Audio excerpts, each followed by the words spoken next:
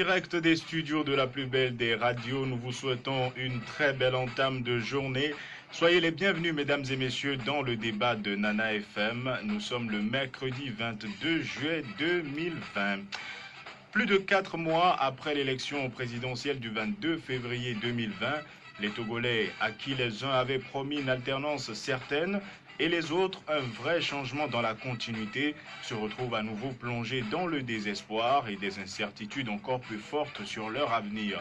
C'est le constat auquel est parvenu l'UDS Togo dans une déclaration publiée il y a quelques jours. Mais l'opposition togolaise elle-même alors, dans quel état se trouve-t-elle? Est-elle en mesure de rebondir après l'épisode de la présidentielle du 22 février dernier? C'est l'interrogation du jour et pour en parler avec moi dans ce studio, Antoine Folly, le responsable de ce parti justement. Bonjour Monsieur Folly. Bonjour Antoine, bonjour à tous les auditeurs de Nana FM. Ce débat se fera également avec vous, auditeurs, qui pouvez réagir dès maintenant via la page Facebook de Nana FM et dans une vingtaine de minutes par téléphone sur le 91 09 71 71 ou le 96 61 58 58. Avec Stan Teko à la mise en onde, je m'appelle Antoine Afanou. L'opposition togolaise est-elle en mesure de rebondir après la présidentielle du 22 février dernier? C'est le thème du jour. Bienvenue sur la plus belle dame de Lomé. Alors, les gestes barrières, le coronavirus, c'est devenu pratiquement le quotidien de tout le monde, à plus d'un mètre l'un de l'autre. Comment est-ce que vous vivez cette période, Monsieur Folly? Comme tous les Togolais, hein, donc on finit par s'y habituer, hein, surtout que ce n'est pas pour... euh, on ne ressent pas comme une contrainte, hein, au contraire, parce que au début, on prenait ça avec un peu d'amusement, mais la maladie, elle est réelle, l'épidémie est réelle. Il y a, il y a des morts au Togo, on en a déjà enregistré une quinzaine, et ce n'est pas de la fiction, c'est une réalité. Et donc, c'est bien volontiers que les Togolais se prêtent à l'observance des gestes barrières. Et une fois encore, je les y encourage. Il ne faut pas relâcher. Je vois en ville beaucoup de gens qui, surtout dans les bars, hein, qui Ne tiennent pas voilà, forcément compte des consignes. tout à fait. Donc, il faut redoubler d'efforts, de vigilance et observer les gestes barrières parce que on n'est pas encore au bout de l'épidémie. Hein. Les spécialistes annoncent qu'il pourrait y avoir une deuxième vague encore plus meurtrière que la première. Donc, essayons, faisons tout pour continuer à préserver, tant que c'est possible, l'Afrique de cette pandémie. Alors, l'opposition togolaise, et on en vient au sujet du jour, semble pour certains tétanisée depuis la présidentielle du 22 février. Est-ce que vous avez reçu un coup dur ou ça n'a été qu'une reprise, une nouvelle désillusion? Bon, un coup dur, certainement, parce que, vous savez, dans une élection présidentielle, et, bon, dans le feu de la campagne électorale, avec des promesses électorales, etc., il y a des Togolais qui finissent par y croire, hein, par croire que cette fois-ci, quelque chose va changer. Et puis, bon, ben, au lendemain du scrutin, on se rend compte que rien n'a changé, que c'est même encore pire qu'avant. Oui. Donc, euh, en réalité, pour ce qui nous concerne, au niveau de mon À parti, Togo. à l'UDS Togo, nous avions plusieurs fois sorti des déclarations, des communiqués pour mettre en garde contre euh, les conditions, les conséquences des conditions dans lesquelles devait se dérouler cette élection. Et nous avons dit et répété à plusieurs reprises que quelle que soit l'issue de cette élection, eh bien, cette élection présidentielle n'apportera pas les réponses aux inquiétudes des Togolais, aux aspirations de nos compatriotes. Eh bien, nous y sommes. Donc, la preuve, c'est que presque, je crois qu'aujourd'hui, nous sommes le Le 22. 22. Ça Voilà. fait Nous un sommes, certain nombre de mois après. voilà, nous sommes à 5 mois depuis le scrutin. Et puis, ben, les Togolais ont le sentiment eh ben, c'est comme s'il n'y a pas eu d'élection au Togo. Ce n'est pas normal. Nous avons fait notre élection, je crois, le 22 février, avant le premier tour des élections municipales en France, qui a eu lieu en mars, je crois. Les Français ont fait le premier tour de leur élection municipale après nous. Ils ont observé plus de 2 mois de confinement. Avant le deuxième tour. Avant le deuxième tour, ils ont fait le deuxième tour. Ils ont changé de Premier ministre. Ils ont formé un gouvernement. Et nous, vous voulez dire que la vie politique est animée malgré le contexte? Évidemment, mais la vie politique doit être animée parce que la vie politique concerne la nation, l'organisation de la nation. Ce n'est pas, c'est des hommes et des femmes qui vivent qui vivent au Togo, qui vivent de l'action politique, hein, dont l'avenir, enfin le présent et l'avenir dépendent de l'action politique. Donc on ne peut pas faire comme si il n'y a rien. L'élection présidentielle, beaucoup de Togolais se demandent aujourd'hui pourquoi on s'est précipité pour organiser des élections. Et il y en a qui pensent que la situation est telle parce que le parti au pouvoir n'a pas de contrepoids réel en face et que l'opposition n'arrive pas quelque part à forcer la main au pouvoir.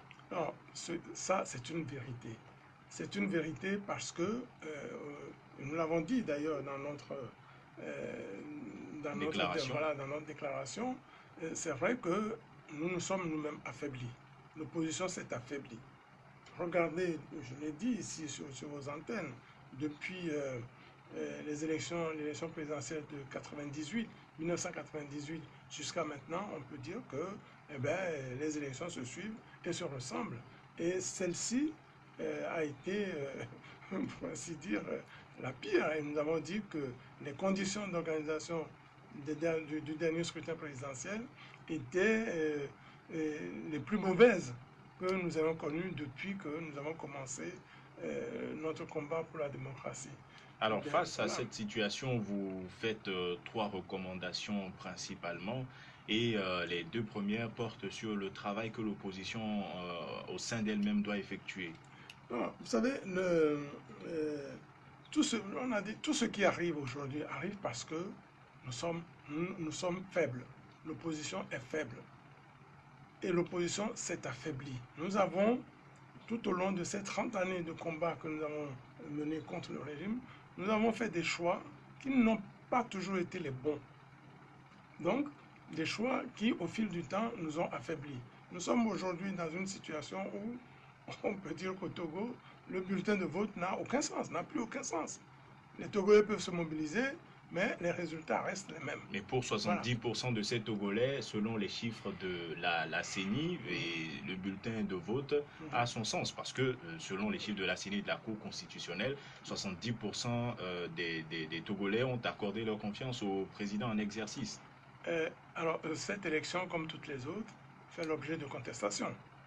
Donc, c'est des chiffres officiels qui ne sont pas acceptés par aucun des candidats de l'opposition.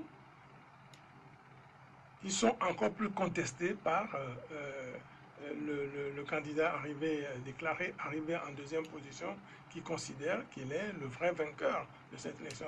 Mais ce n'est pas la première fois. En 1998, ça a été pareil. En 2003, c'est la même chose. 2005, c'est pareil. 2010, alors là, c'était le summum. Vous vous souvenez, l'UFC puis l'ANC, ensuite, donc, ont contesté l'élection, les résultats, par des manifestations continues pendant plus de 4 ans. Et sur les contestations, ce sont des faits, mais sur le fond, est-ce que vous pensez que les chiffres reflètent la vérité? Et ça me permet de revenir sur cette phrase qu'on vous a attribuée sur les réseaux sociaux et commentée largement sur les réseaux sociaux, que les Togolais n'auraient pas voté à Guillaume et Kodjo. Quel était réellement le fond de votre pensée? Non, en fait, en réalité, vous savez, ça c'est la faute à vous les journalistes. Ce qui s'est passé... Pas moi en tout cas. Non, je dis vous, pas vous Antoine, mais... Non, le journaliste me demandait si Guillaume Kodjo n'a pas d'amener le pion aux opposants traditionnels. J'ai dit non, qu'en réalité, les Togolais n'ont pas voté pour Guillaume Kodjo, mais ont voté pour Monseigneur Boudjou. Agbome Kodjo aurait été un candidat tout seul, comme l'ont été Aimé Gogué, professeur Olou, Jean-Pierre Fabre, Chassona et Georges William Kwesa. voilà, Georges William Kwesa. Bon, je ne sais pas s'il aurait obtenu des scores bien meilleurs que ceux-là. Donc ce que Bon, vous expliquez, donc c'est ce que j'ai expliqué, c'est que la dynamique voilà, Kodjo lui a permis de... la dynamique Kodjo et le nom, l'aura de Monseigneur Kodjo, dont personne ne conteste l'engagement politique pour la démocratie au Togo, a bénéficié à Agbome Kodjo. Donc, tout ce qui, enfin, je dis tout, la grande partie de ceux qui ont voté pour Agbome Kodjo l'ont fait à cause de Monseigneur Kodjo. C'est cela. Et puis ça, poser la question même à nos amis de la dynamique Kodjo. Tout le monde le dit, tout le monde le reconnaît. Donc ça, ce n'est pas un scoop. Alors, Voilà. en fin de compte, est-ce que vous pensez, c'est d'ailleurs ce que vous dites dans votre déclaration, je cite, vous lancez un appel à toutes les forces politiques du Togo à sortir courageusement de l'épisode électoral du 22 février. Est-ce que ça veut dire que pour vous, c'est du passé, il faudrait tourner la page? Non, vous savez, chaque fois qu'il y a une élection au Togo, je disais tout à l'heure qu'il y a toujours des contestations. Alors, encore cette fois-ci, nous avons le choix entre passer 5 ans à contester le passé ou alors passer le temps à reconstruire l'avenir. Il y a un choix à faire. Il y a un choix à faire. Comment faire pour que désormais au Togo, nous sortions de ces crises post-électorales à répétition? C'est ça le vrai problème. C'est ça le vrai enjeu. C'est ça le vrai combat que nous devons mener. Mais apparemment, tous les acteurs de l'opposition ne le perçoivent pas comme tel parce que les guéguerres entre camps semblent se poursuivre. Oui, mais ça c'est une fausse guerre. C'est une fausse guerre parce que, comme nous l'avons dit dans notre déclaration, l'opposition dans son ensemble, et en particulier la dynamique de Monseigneur Kodjo pour qui j'ai beaucoup de respect, l'opposition dans son ensemble n'a pas été en mesure d'empêcher la CENI de publier les résultats provisoires qu'elle a publiés. L'opposition n'a pas été en mesure d'empêcher la Cour constitutionnelle de confirmer la réélection de M. Faure Gnassingbé. L'opposition n'a pas été en mesure d'empêcher la prestation de serment de M. Faure Gnassingbé. L'opposition n'a pas été en mesure d'empêcher la communauté internationale, les puissances étrangères, de reconnaître la réélection de Faure Gnassingbé. Et donc et moi je dis, alors, dans ces conditions-là, il faut se rendre à l'évidence. Sommes-nous capables d'empêcher aujourd'hui Faure Gnassingbé de rester au pouvoir pendant les 5 prochaines années? Voilà, c'est une interrogation. Et nous, à l'UDS, nous disons, eh bien, plutôt que de continuer à mener un combat sans issue, occupons-nous de l'avenir. Comment l'opposition doit-elle s'organiser pour que, aux prochaines élections, quelles qu'elles soient, nous ne parlions plus de crise post-électorale, que les résultats soient des résultats non contestables. C'est ça le vrai combat que nous devons mener. Aujourd'hui, nous sommes dans une situation où nous n'avons pu rien empêcher parce que nous sommes faibles. Au Togo, la gouvernance électorale est fondée sur la loi du plus fort. Le régime fait ce qu'il fait parce qu'il est fort, parce qu'il est plus fort que nous. Et nous, nous sommes capables de rien faire parce que nous sommes faibles, nous nous sommes affaiblis. Imaginez un seul instant que nous ayons conservé la C14 telle qu'elle était pour organiser les grandes manifestations de 2017-2018. Imaginez un seul instant que dans le cadre de la C14, nous ayons exigé, nous ayons concentré l'essentiel des discussions du dialogue intertogolais sous l'égide du président ghanéen sur les conditions d'organisation des élections législatives. Et que nous soyons allés à ces élections sous la bannière de la C14, en rang serré. Vous imaginez ce que ça aurait pu être? Eh bien, voilà. Nous nous sommes nous-mêmes affaiblis. Eh bien, il ne faut pas qu'on s'étonne des résultats auxquels nous sommes parvenus aujourd'hui. Alors, c'est ça la réalité. Vous proposez également que les partis politiques et organisations de la société civile acquis au changement adhèrent à une vraie dynamique unitaire, au sein de l'opposition togolaise. Est-ce que vous y croyez encore? Alors, j'y crois encore parce que je me dis que nous n'avons pas d'autre choix. Et Alors, l'expérience a montré que ce n'était pas possible. oui, non, mais non, l'expérience a montré que ce n'était pas possible parce que c'est vrai que jusqu'à présent, les enjeux électoraux, les antagonismes partisans, individuels, bon, tout cela mis ensemble, ben, ont pris le dessus sur la nécessité pour nous d'être ensemble pour, pour atteindre l'objectif que nous nous sommes fixés, c'est-à-dire l'alternance pour une meilleure gouvernance du pays. Bon, mais je crois que, vous savez, c'est comme dans une équipe de football. Lorsque vous perdez des matchs, mais à un moment donné, il faut s'arrêter et dire, analyser la situation. Pourquoi nous perdons tout le temps des matchs? Quels sont les postes où, qu'est-ce qui fait que nous perdons?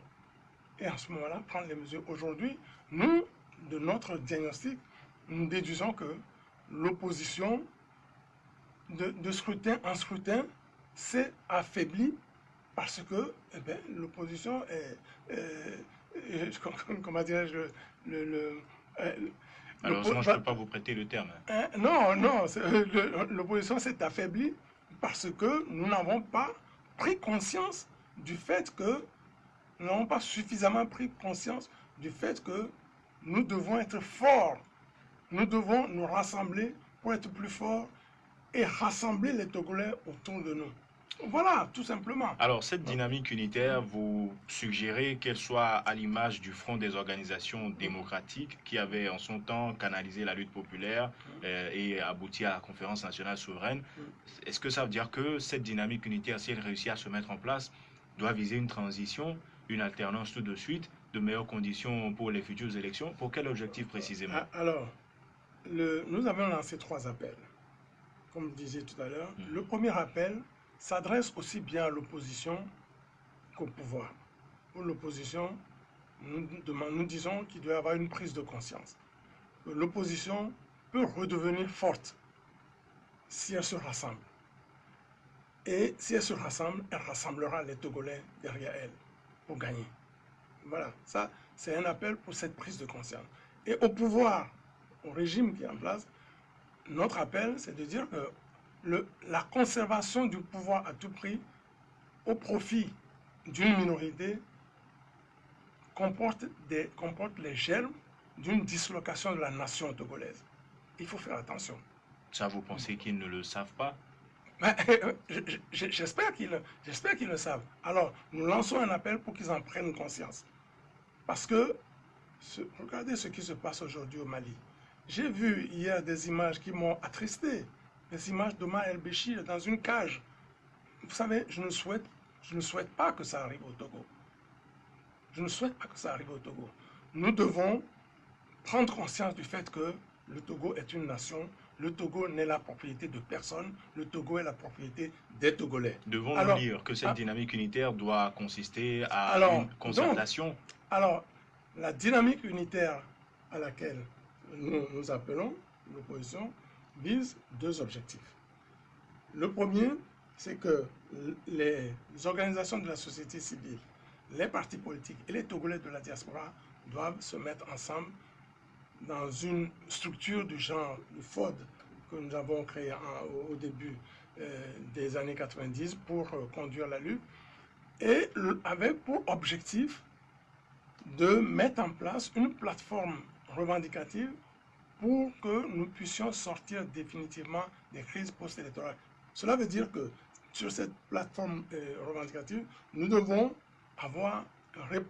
répertorier toutes les solutions, venant aussi bien du régime que de l'opposition, de la société civile. Nous devons mettre en place toutes les solutions, toutes les mesures que l'on doit prendre pour que les élections au Togo deviennent des élections transparentes, démocratiques et libres. Donc clairement, cette dynamique...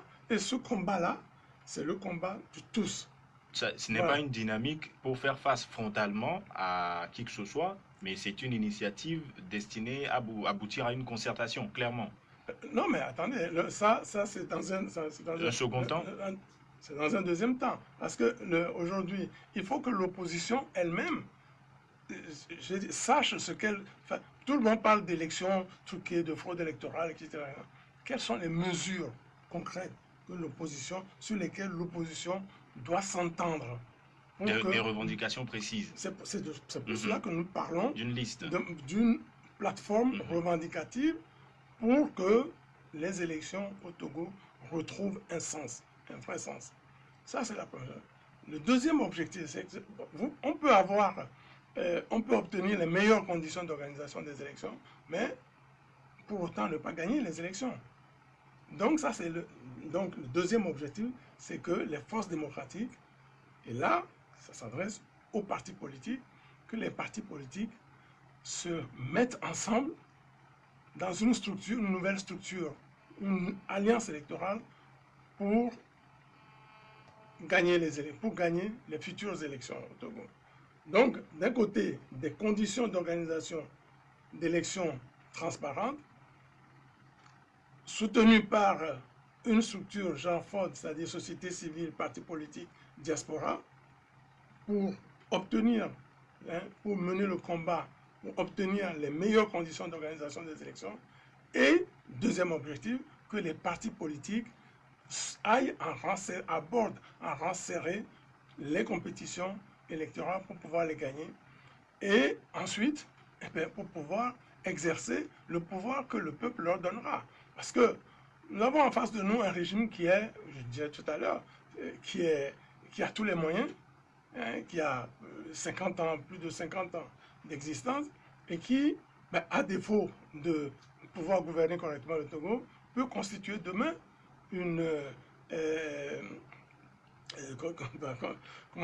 comment dirais-je, peut constituer demain un handicap pour une nouvelle gouvernance, qui peut développer des capacités de nuisance pour empêcher le changement. Donc, en définitive, les solutions doivent être trouvées ensemble. Ensemble, au niveau de l'opposition. Et le troisième appel que nous lançons s'adresse directement au chef de l'État. Nous lui demandons, sur la base de la prise de conscience qu'aujourd'hui, qu'il faut aujourd'hui sortir de ce statu quo, il faut sortir de cette espèce de léthargie qui dure depuis trop longtemps, eh bien, nous lui lançons un appel pour lui demander de prendre l'initiative d'une concertation politique inclusive nationale, de façon à discuter non seulement des problèmes de gouvernance électorale, c'est-à-dire comment faire pour que, à chaque élection, aux prochaines élections, nous n'ayons plus ces genres de contestation et que la justice soit instrumentalisée pour lancer des mandats d'arrêt contre des gens tout simplement parce qu'ils contestent les élections. Donc, comment sortir de cette situation? Regardez, dans tous les pays, il y a des élections. Mais ce qui se passe au Togo est triste. Est-ce qu'au Ghana, il y a eu des élections? Il y a même eu des contestations. À un moment donné, on s'est demandé ce que ça va être. Mais ils en sont sortis. Et personne n'a été mis en prison. On a lancé le mandat d'arrêt contre personne. Donc, il faut qu'au Togo, eh bien, nous rentrions dans la normalité. Et c'est aussi le rôle du chef de l'État d'incarner cette volonté des Togolais d'aller vers une nation apaisée, une nation normale, qui fonctionne, où la démocratie fonctionne comme dans tous les pays, où les élections se déroulent, la gouvernance électorale se déroule, il n'y a pas de morts, il n'y a pas des blessés, il n'y a pas des gens qui partent en exil, il n'y a pas de contestations qui durent pendant des années. Donc c'est aussi son rôle. Et moi, pour soutenir cela, je dis, en tant que Togolais, pas en tant que politique, mais en tant que citoyen togolais tout simplement, je me dis, mais si Faure Gnassingbé quittait le pouvoir aujourd'hui, après être resté au pouvoir pendant 15 ans, qu'est-ce que les Togolais retiendraient de son action, de ces 15 ans de passage au pouvoir? Qu'est-ce que les Togolais retiendraient? Un Togo divisé, un Togolais qui a pataugé, qui patauge, qui continue de patauger. Moi, je n'en suis pas fier. D'un autre côté, vous ignorez le chapelet de réalisation. Il y a des documents à l'appui. Quelle raison? Les routes, etc., etc. Vous savez, les routes, on se donne rendez-vous peut-être dans 5 ans, dans 6 ans, vous verrez l'état de ces routes.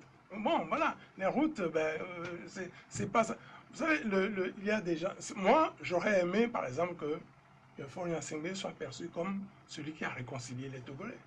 J'aurais aimé que Faure Gnassingbé soit perçu comme celui qui a démocratisé le Togo, qui a ramené la démocratie au Togo. J'aurais aimé que Faure Gnassingbé soit celui qui a fait que l'impunité n'existe plus au Togo.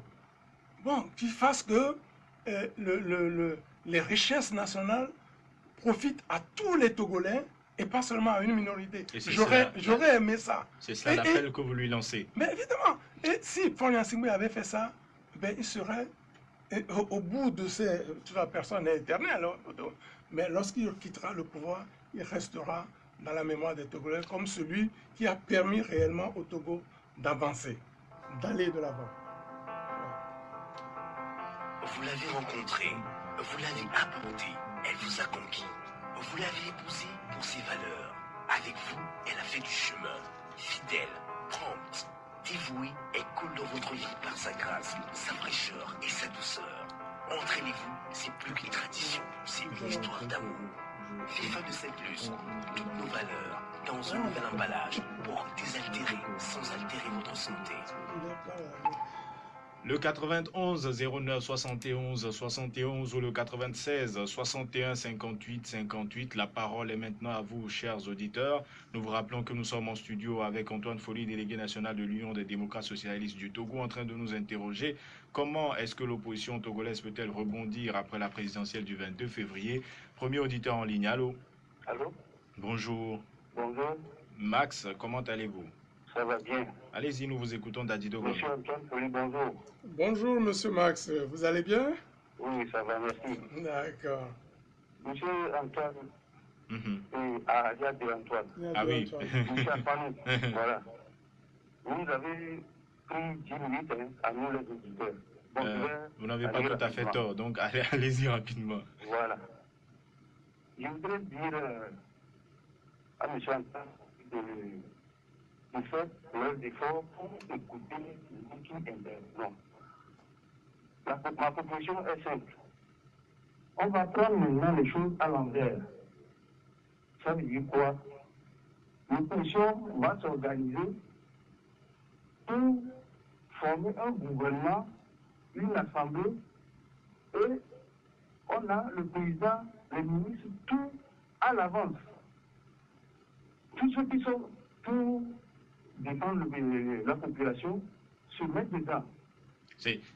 Enfin, là, Max, vous êtes en train de penser que c'est l'hypothèse, la perspective des postes à se partager qui les divise avant? Voilà. Ils s'arrangent.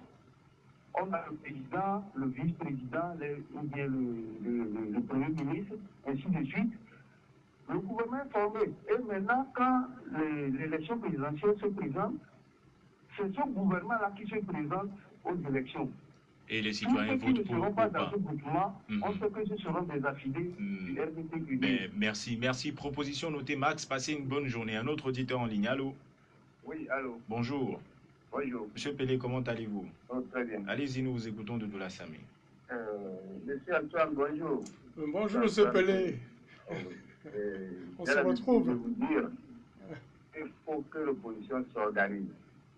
Tant que vous n'aurez pas une organisation palpable dans l'opposition, vous ne pouvez rien. Quelle organisation précisément, monsieur Pelé? Non, mais il le fait. Moi, je ne sais pas. Dites-moi, monsieur Pelé, comment est-ce que l'opposition doit... Juste ce que je suis en train de leur dire toujours. C'est-à-dire, c'est une structure, donc, c'est-à-dire, on ne peut pas être des responsables qui ne pas s'organiser. Ouais, c'est-à-dire ce qui se passe aujourd'hui, ce que j'étais en train de dire que l'opposition, maintenant, toute cette déclaration-là, on a tout dit dans ce pays, que pour aller à la terrasse dans ce pays, on peut aller chercher un bouton. Et le peuple va derrière lui. C'est une question d'organisation. Si vous êtes organisé... mais monsieur Pelé, là, on n'est pas plus avancé. En termes d'organisation, je ne perçois pas toujours ce que vous voulez dire concrètement. Est-ce qu'en une phrase, vous pouvez nous dire ce que vous entendez par l'organisation de l'opposition? L'organisation, vous êtes 4 à 5 partis politiques. Est-ce que vous êtes en train de combattre un régime en place? Vous voulez prendre le pouvoir. Vous ne pouvez pas prendre le pouvoir d'abord avant de savoir si je vais faire ça, je vais faire ça. C'est ça que on peut faire Ok, on comprend mieux. Merci. Merci. Vous pensez aussi qu'il faudrait au préalable déterminer un certain nombre de choses. On va voir ce que notre invité en pense. Nous allons donner la parole à un autre auditeur, le 91 09 71 71. Allô? Allô? Bonjour. Bonjour. Monsieur Maglo, comment vous allez? Ça va très très bien. Allez-y, nous vous écoutons d'Agoué. Tout à l'heure, M. Antoine Poli disait que cette léthargie que nous vivons, c'est dû en partie au fait que l'opposition est faible. Moi, je voudrais vous dire que non. Pour pouvoir juger de la capacité de l'opposition, il fallait le juger sur le temps et sur l'espace. Nous nous rappelons toutes les années 90 ce que l'opposition a pu faire. Eh bien, ça, il y en a qui pensent que c'est un temps révolu, M. Pélé. Si on prend par exemple juste les 10 dernières années. Les 10 dernières années, c'est parce que je dirais qu'il fallait juger l'opposition sur le temps et sur l'espace. Le temps, c'est de ça que je viens de parler, mais l'espace, c'est nous sommes au Togo et on est face à une dictature féroce. Donc pour vous, ce n'est pas l'opposition. Pour vous, ce n'est pas l'opposition qui est faible, mais c'est le parti au pouvoir qui est trop fort. Qui est trop fort. Voilà le terme même approprié. Le parti au pouvoir est trop fort. Merci. Les dernières élections, heureusement que M. Antoine Poli l'a reconnu, on mis la limite au pouvoir de l'opposition parce que les fraudeurs ont été tels que l'opposition, toujours pour aller aux élections, il n'aura gain de cause, elle n'aura pas gain de cause. Ça, tout le monde le sait. Bien. Donc, on observe. Mais ce que j'ai peur d'une chose, c'est qu'une opposition surgisse de nulle part, telle qu'on en a connu avec Achadam. Et c'est vrai que plusieurs observateurs disent craindre cet épisode. Merci, M. Maglo, d'avoir été avec nous. Malheureusement, nous n'avons pas beaucoup de temps. Nous allons donner la parole à un dernier auditeur, le 91 09 71 71 ou le 96 61 58 58. À votre avis, comment l'opposition togolaise peut-elle rebondir après l'épisode du 22 février dernier? Auditeur en ligne, allô? Allô? Bonjour. Bonjour, M. Afan. Monsieur Sibiti, comment allez-vous? Au revoir. Allez-y, nous vous écoutons. Bonjour, Oui, bonjour, M. Sibiti. Bon, l'opposition,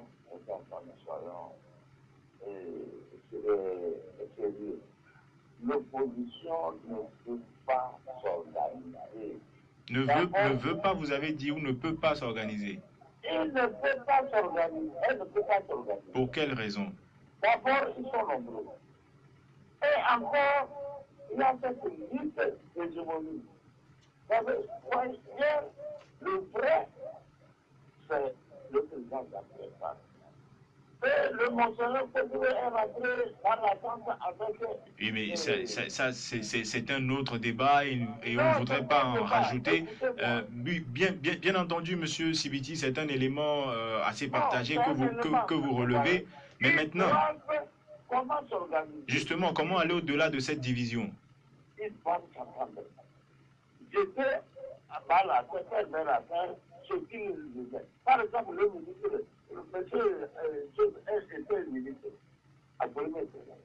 S'ils s'entendent, s'ils n'ont pas d'entente pour éliminer certaines, ceux de leur tête, ils ne pourront pas. Parce que ce côté-là, le pouvoir, ils sont forts, ils ont aussi leurs adeptes. Vous voyez? Vous dites qu'ils s'entendent pour éliminer certains. De quelle manière? Je n'ai pas très bien compris ce passage. Pas les éliminer en tant que tels s'entendent. Que M. Antoine Founi, qui est là-bas, soit d'accord avec le président Jean-Pierre Farm, ainsi de suite avec les Gobés, formons un. Bien, merci. Pour contrer le pouvoir. Merci, M. Sibiti, d'avoir participé au débat et partagé avec nous votre point de vue. Passez une excellente journée. Alors, on a eu Max Dadido Gomé qui dit qu'il faudrait, contrairement à ce que vous aviez l'habitude de faire, aller en rang plus ou moins, enfin tout le monde au même palier à l'élection. Il faudrait dans un premier temps déterminer qui sera le président, qui sera le Premier ministre, tel poste au sein du gouvernement. Une fois tout cela précisé, vous pouvez maintenant avancer. Qu'est-ce que vous pensez de la proposition? Non, vous savez, ce que moi je retiens de toutes ces interventions, et je suis parfaitement d'accord avec ce que disent les auditeurs, c'est que ce qui ressort de tout ça, c'est que l'opposition, pour redevenir forte, l'opposition, pour redevenir crédible, doit se rassembler. Doit se rassembler dans le cadre d'une alliance politique, électorale et de gouvernement, une alliance forte. C'est ce qu'on appelle une alliance forte. Mais la réalité, c'est qu'au Bon. sein même de l'opposition, il y a plusieurs partis qui ne sont pas d'accord avec cette idée. Oui, mais, non, mais le problème, c'est vrai, vous avez tout à fait raison. Maintenant, les partis qui ne sont pas d'accord, ils proposent quoi? Est-ce qu'ils, ce que nous avons essayé jusqu'à présent, c'est l'émiettement. C'est l'émiettement. Ils disent Bon. que le Togolais lui-même saura choisir. C'est ce qu'ils disent. Oui, mais vous voyez le résultat auquel nous parvenons? Mais le résultat, c'est que d'élection en élection, eh ben, l'opposition s'éloigne du pouvoir. D'élection en élection, le bulletin de vote n'a plus aucun sens. D'élection en élection, l'opposition s'effrite et devient inexistante.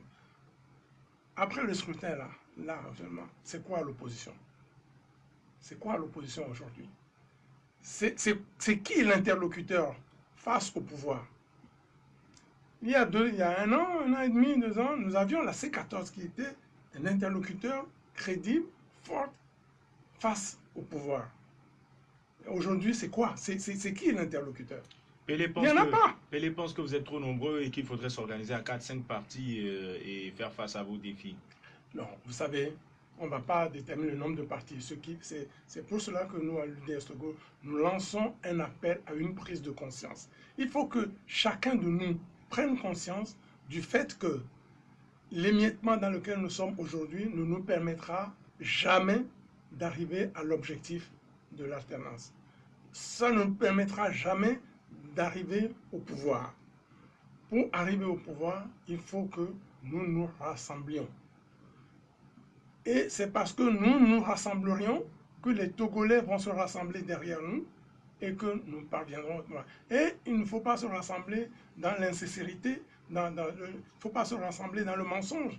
Il faut se rassembler dans la loyauté, le respect mutuel, le respect de la parole donnée.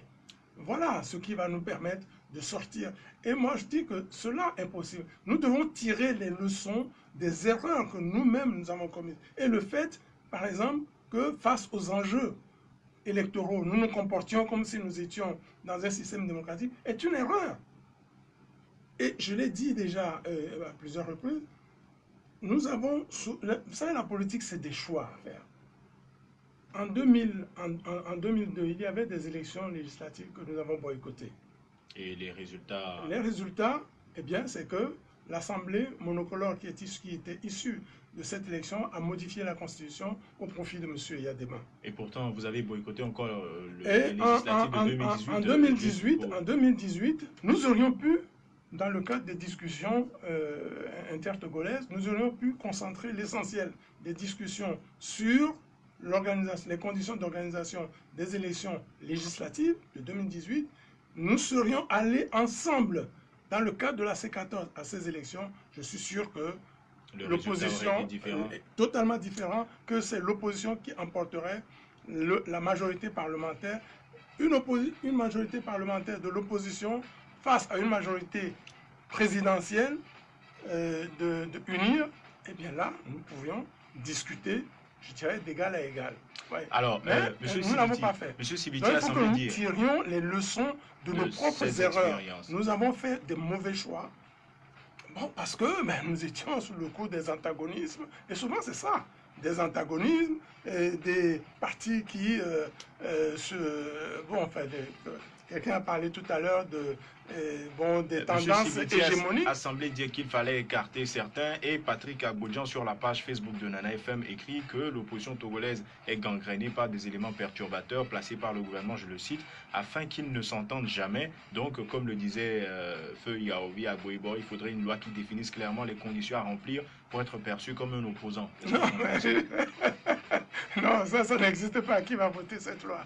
c'est le gouvernement qui va le voter, c'est le parti au pouvoir. Non, non, les choses sont beaucoup plus compliquées que ça. C'est que la loi permet à n'importe qui de créer un parti politique.